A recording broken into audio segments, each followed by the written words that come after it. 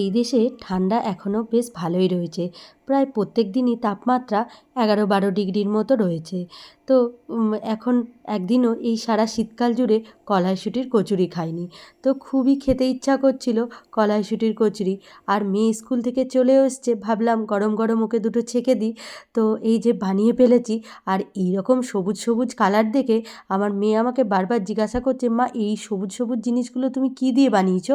তো ওর বারবার আগ্রহ হচ্ছে জানার, তাই ওকে মজা করে বললাম, গাছের কটা পাতা ছিঁড়ে নিয়ে এসে বেটে নিয়েছি, বেটে নিয়ে এই লুচি বানাচ্ছি, লুচির সঙ্গে দিয়ে খাবো। দিয়ে বলছে, মা আমরা পাতা খাবো? তো ওর বাবা শুনে বেশ হাসছিল। তা আমিও আর কিছু বলিনি। দিয়ে ওকে খাবার যখন দিয়েছি, ও ট্যাব দেখতে দেখতে খাচ্ছে আর বলছে, মা খেতে বেশ দারুণ হয়েছে।